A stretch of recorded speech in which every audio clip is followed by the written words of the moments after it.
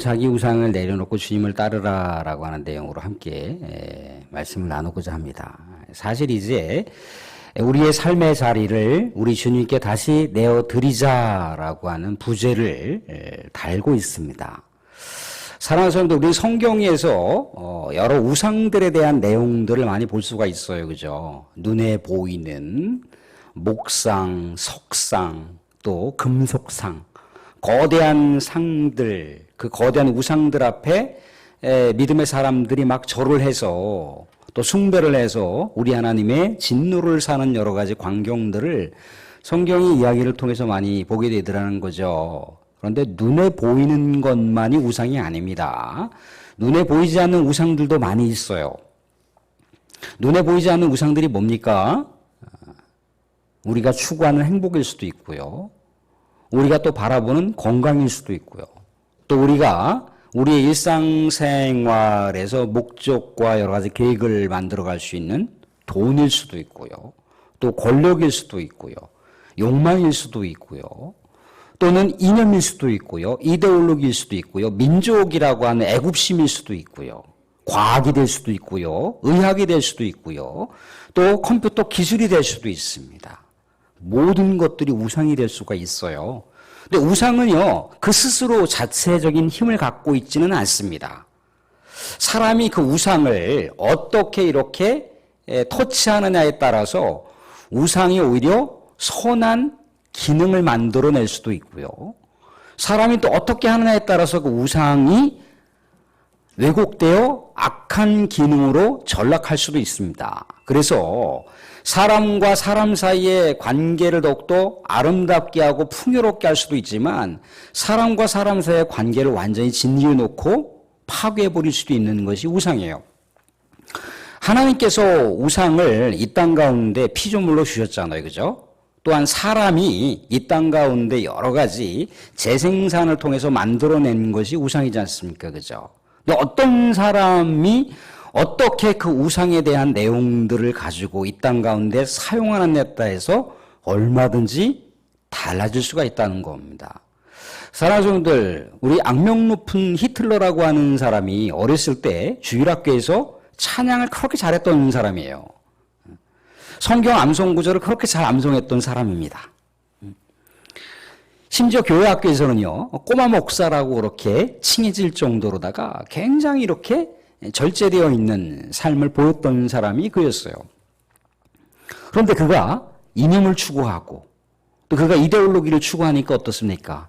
나치라고 하는 그 악명 높은 어떤 관념론을 만들어서 세상을 다 장악했잖아요. 그죠? 수많은 사람들을 죽이는데 앞장섰던 전체주의의 거물로 그가 모든 그 역사의 인물 가운데 자리매김됐잖아요. 그죠? 스탈린이라고 하는 사람도요, 다 신앙적인 배경이 있었던 사람이에요. 우리가 알고 있는 김일성이라고 하는 그 사람도 그 부모가 다 신앙적인 배경이 있었던 사람입니다. 그런데 하나님께서 이 세상 가운데 주신 여러 가지 그 우상들을 그들이 악용을 하다 보니까 그것이 많은 사람들을 죽이고 파괴하는, 그렇게 해서 괴물로서 살아가는 사람들의 모습이 되었다는 거죠. 그런데요, 사랑하는 성도, 이것은요, 극단적으로 살아가는 사람들의 이야기일 수 있지만요, 언제든지 그 우상을 바라보는 그 마음들은요, 우리의 이 마음 속에도 고스란히 내재되어 있어요. 그래서 언제 어떻게 시한폭탄처럼 이게 터질지 모릅니다. 미비하게 잠복하고 있는 상황이지만 이것이 걷잡을 수 없이 이것이 불타오르기 시작을 하면요, 우리도 스탈린이 될 수가 있고, 우리도 히틀러가 될 수가 있고, 우리도 김씨 누구누구가 될 수도 있다는 겁니다. 세상 사람들만 그렇게 살아가는 게 아니라는 거예요. 믿음의 사람들에게도 얼마든지 우상을 품고, 우리 주님께서 우상을 축복으로 주신 거잖아요. 그죠? 근데 축복이 뭐예요? 하루아침에 둔가 버려버려서 그게 힘을 발휘하고, 능력을 발휘하고, 우리가 추구하는 어떤 숭상의 대상이 된다는 거예요.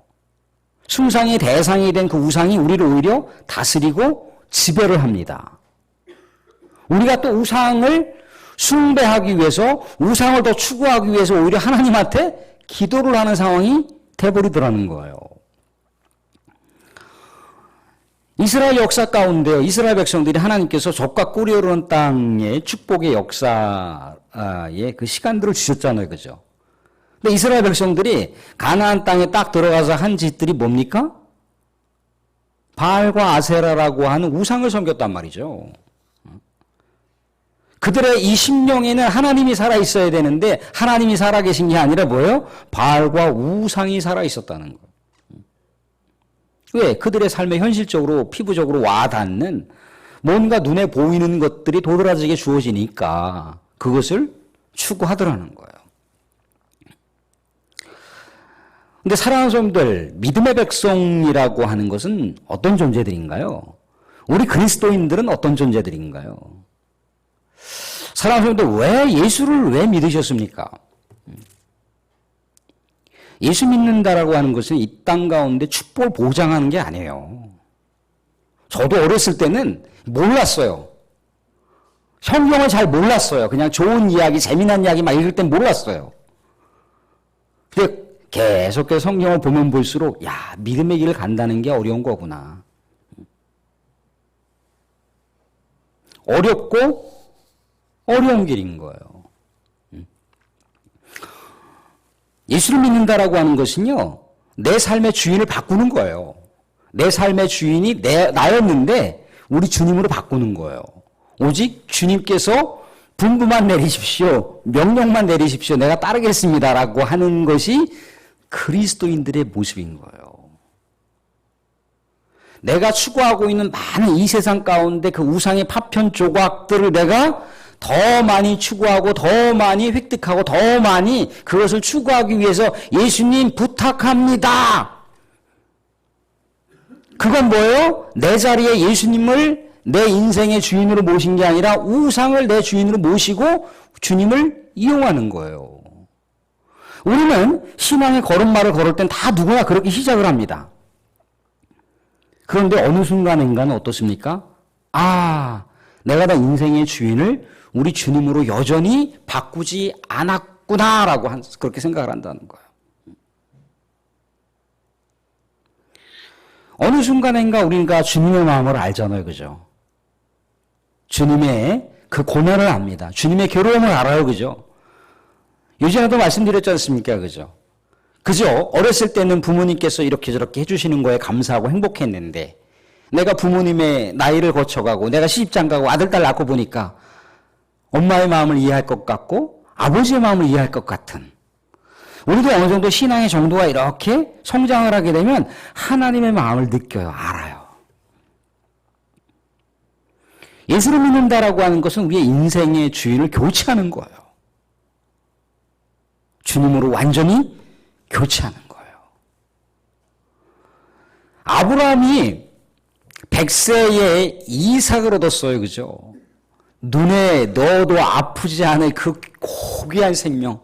얼마나 행복했습니까? 그죠? 근데 갑자기 청천벽력 같은 우리 하나님의 명령이 떨어집니다. 이삭 바쳐! 아니, 하나님, 아들 주고 바치라고요? 지금 약 주고 병 줍니까? 그렇게 아브라함은 반응하지 않았어요. 하나님께서 바치라니까 바쳤어요. 아브라함의 심령에는요, 이삭이 우상이 될 수도 있었는데, 자신의 인생의 왕은 누구라는 겁니까? 하나님이라는 거예요. 하나님이 그렇게 하라니까, 사실 실제 죽이진 않았지만, 마음속에서는 이미 이삭을 우리 하나님께 본죄로 바쳤어요. 이게 인생의 주권자를 교체하는 게 예수 그리스도를 믿는 모습이라는 거예요. 예수를 믿는다는 건 그런 겁니다.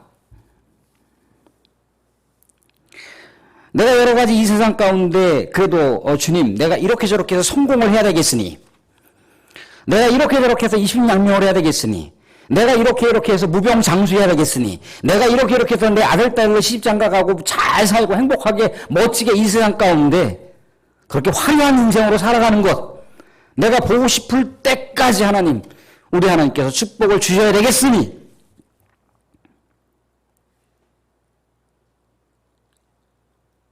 그게 잘못하면은 우상이 될 수도 있다는 겁니다. 민족을 향해서 뭔가를 위해서 막 애썼는데 알고 보니까 뭐예요? 민족주의가 돼버리고 국수주의가 돼버렸다는 거예요.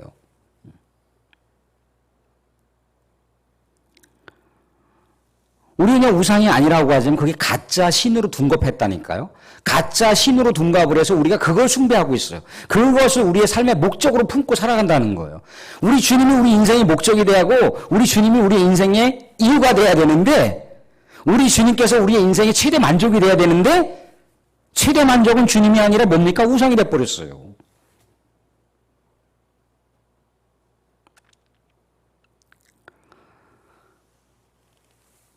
사랑하는 예수 그리스도를 믿는다라고 하는 것은요. 이 세상에 축복을 보장해 주는 게 아닙니다. 여러분들 어떻게 보면 잘못 믿으셨습니까? 축복을 보장해 주는 신이 예수라고요? 사도 베드로가 오늘 이야기가 그렇습니다. 사도 베드로가 이제 제자들과 같이 이렇게 예수님 앞에 있는데 예수님께서 너희는 나를 누구라 하느냐? 라고 했단 말이죠. 많은 사람들은 예수님을 세례 요한이다, 뭐 엘리야다, 예레미야다, 선지자가 그렇게 얘기를 했다는 거예요. 왜? 하나님의 말씀을 막 선포하고 또 아픈 영혼들을 막 치유하니까 구약의 선지자들이 그러한 사명들을 전개했거든요. 그러니까 선지자 중에 한 사람인가 보다 그렇게 생각을 했어요. 베드로가 뭐라고 합니까? 주는 그리스도시요 하나님의 아들이십니다 라고 고백을 합니다. 주는 그리스도시요. 그리스도라고 하는 건 뭘 얘기하는 겁니까? 내 인생의 주인이 그리스도라는 거예요. 내 인생의 왕은 주님이십니다. 내 인생의 왕은 예수님이십니다 라고 얘기를 하더라는 거예요.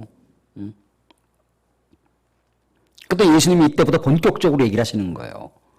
사랑하는 제자들이요. 내가 이제 예루살렘에 가게 되면은 많은 종교 지도자들에 의해서 체포당하고 고난을 당하고 십자가에 처형당하고 죽게 될 것이다. 그렇게 얘기를 합니다. 근데 베드로는 어렸을 때부터 그가 믿어왔던 신앙의 통념으로는 그리스도가 그렇게 죽으면 안 되는 거거든요. 그리스도가 그렇게 죽으면 안 되는 거예요. 그리스도는요, 세상을 뒤집어 엎어야 되는 거예요. 로마 제국을 완전히 다 예루살렘 땅에서 싹쓸이해버리고 이스라엘 땅에서 싹쓸이해버리고 오직 새로운 독립국가, 다윗과 같은 강력한 독립국가를 만들어가는 것이 누구예요? 메시아요, 메시아. 그리스도란 말이죠.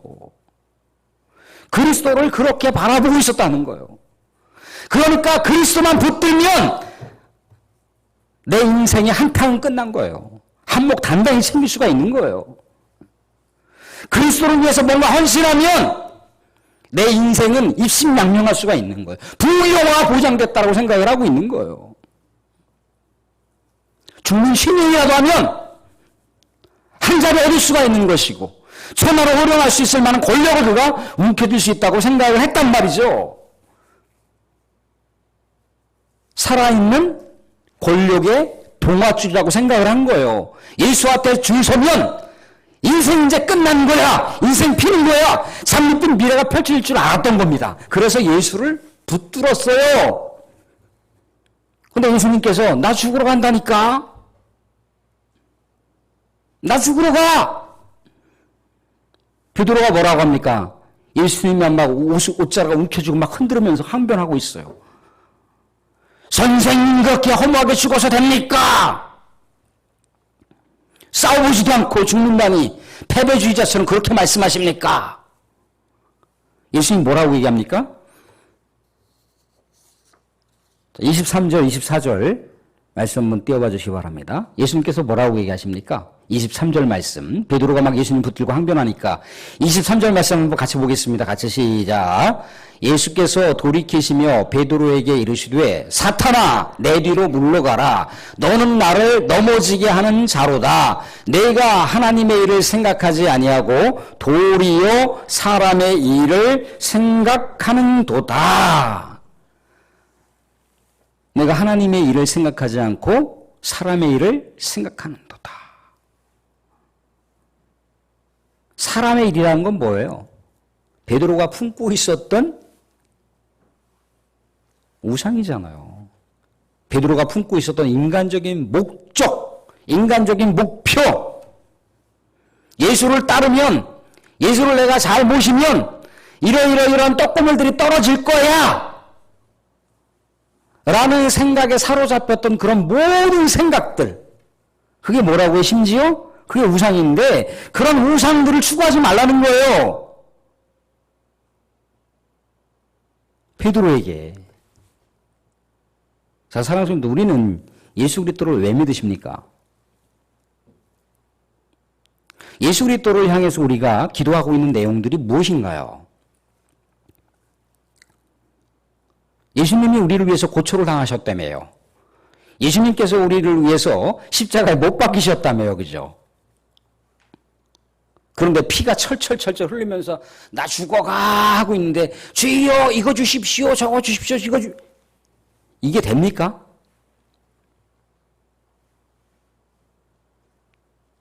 베드로는 자기가 예수님이 자기 인생을 책임질 만한, 인생을 보장할 만한 그런 엄청난 동아줄이라고 생각을 했는데 가만히 생각해보니까 예수님이 썩은 동아줄인 거야. 그래서 예수님 부인하잖아요. 나 그런 예수 모른다는 거예요. 나 내 인생 책임질 수 없는 그런 사람 난 못 따르겠다는 거예요. 더 이상. 내가 왜 그를 위해서 죽어? 내가 왜 그를 위해서 헌신해야 돼? 입장을 바꿔버리는 거예요. 내 인생의 주인이 주님이라고 고백했잖아요. 내 인생의 주인이 그리스도라고 고백을 했잖아요. 그런데 다시 내 인생의 주인은 내가 돼버렸어요. 내가 우상이 돼버린 거죠. 내 인생의 목적이 우상이 돼버렸습니다. 예수님께서 뭐라고 하시던가요? 24절 말씀도 한번 보겠습니다. 예수님께서 이렇게 말씀하시고 있습니다. 같이 한번 읽어보겠습니다. 같이 시작. 이에 예수께서 제자들에게 이르시되 누구든지 나를 따라오려거든 자기를 부인하고 자기 십자가를 지고 나를 따를 것이니라. 너를 부인하라는 거예요. 네 심령 가운데 있는 그 왕좌에 너가 지금 앉아 있는데 너를 바로 내려놓으라는 거예요. 심령 가운데 왕좌의 자리에 앉혀 놓여 있는 많은 우상들을 내려놓으라는 거예요. 그리고 예수님을 그 자리에 앉히라는 거예요. 십자가를 지고 따르라는 거예요. 죽으라는 얘기입니다. 죽으라는 얘기. 예수님한테 주여 주여 하고 기도하고 소망하고 기도 제목들을 걸어왔는데 예수님께서 야 내가 너에게 영원한 복을 주겠다. 자 고난의 십자가 져라. 죽음의 십자가 져야 된다.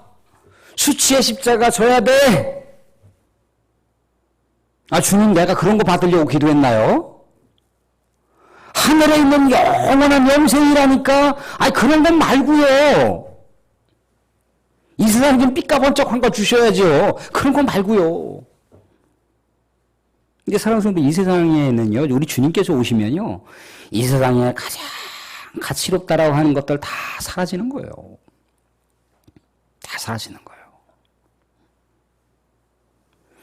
우리 인생의 토대, 인생의 주인이 주님이라고 고백을 했으면 우리 인생의 토대는 예수님이 돼야 되는 거예요.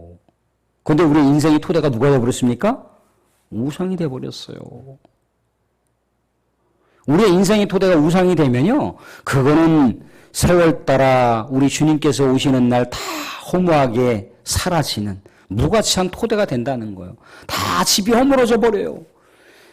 예수님이라고 하는 그 반석 위에 집을 지을 때 창수가 나고 폭우가 쏟아진다 할지라도 무너지지 않는 거예요. 사랑하는 성도들, 예수님은요, 우리에게 너희들이 짊어져야 십자가를 지고 고난의 길을 따라오라고 하고 있습니다. 수치의 길을 따르라고 하고 있어요. 그래야 영원한 생명의 길이 있다라고 이해하고 있습니다. 근데 사랑하는 성도들, 우리가 주님 말씀하시면 나아가겠습니다 라고 했는데, 그래, 너 고난을 짊어질래? 아, 너 십자가 짊어질래? 너 수치를 짊어질래? 너 죽음을 짊어질래? 아, 그것 말고 다른 거 없습니까? 우린 그럴 수가 있다는 겁니다. 사랑하는 성도들, 그러나 우리가 예수님을 믿는 게 복이죠. 왜 그렇습니까? 우리의 인생의 우선순위, 인생의 토대를 예수님으로 바꾼다는 것은요. 또 예수님을 바꾸고 인생의 주관자 되신 주님을 우리가 따른다라고 하는 것은요. 그건 뭐를 보장하는 겁니까? 우리의 인생을 주님께서 책임지신다는 거예요. 그게 복인 거예요.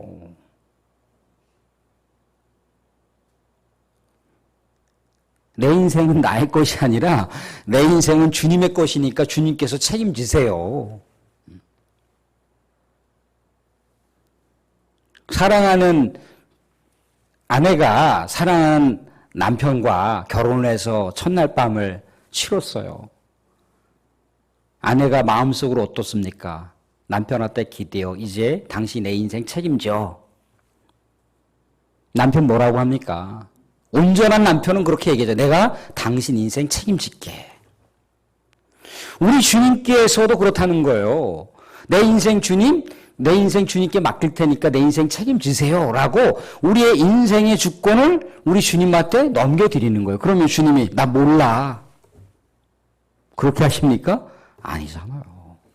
그의 나라와 그의 의를 구하는데 우리가 그의 나라와 그 의를 구하는 성도로서 결연하게 살아간다는데 우리 주님께서 이 세상의 것들 무한하게 채워줄 수도 있는 분이잖아요. 우리 주님을 믿는다는 것은 손해보는 것이 아닙니다. 무한한 것을 얻을 수가 있는 거예요. 사랑하는 분들, 우리 주님을 따른다라고 하는 것, 그게 어떤 건가요?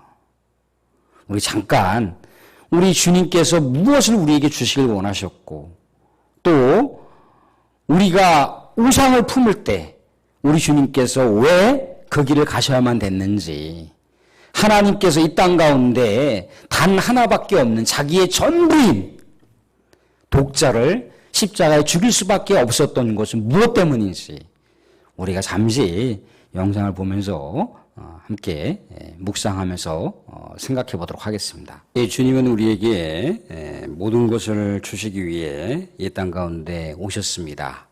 그런데 우리는 우리의 양손과 또 양발과 머릿속에서 끊임없는 죄를 짓고 또 우리 주님을 우리 인생의 주관자가 아닌 우리 인생의 수많은 우상들을 인생의 주관자로 세워놓고 또 그것을 위해서 우리 주님 앞에 또 기도하고 간구하는 그런 모습으로 우리가 살아가고 있는 그런 모습의 실정이 우리들의 모습일 수가 있습니다. 사랑하는 성도들, 예수님께서 왜 우리들의 인생의 주관자가 되시길 원하시는 것은 모든 것을 주시기 위해서입니다. 그런데 그 엄청난 하늘에 있는 어마어마한 것들뿐만 아니라 하늘에 있는 어마어마한 것들을 추구할 때 이 땅 가운데 부족함 없이 주시려고 했던 그 놀라운 우리의 만왕의 왕이신 주님을 우리 인생의 주관자의 자리에서 밀어내고 이 세상 가운데 눈에 보여지는 그런 우상의 조각들을 우리가 숭배하고 우리 주님의 자리에 앉혀놓고 그것을 추구한다면 우린 다시 예수님을 처참하게 저 십자가에 못 박는 그런 죄된 인생을 살아갈 수밖에 없다는 겁니다. 사랑하는 성도들, 우리 안에 있는 우리 주님이 앉으셔야 할 자리 가운데 있는 우리의 모든 우상들을 이제 내려놓고 밀어버리고 우리의 삶의 자리 가운데 우리 인생의 주인이신 예수님을 다시 앉히시고 우리 예수님을 찬양하며 경배할 수 있는 저와 여러분들이 될 수 있기를 주님으로 축원드립니다.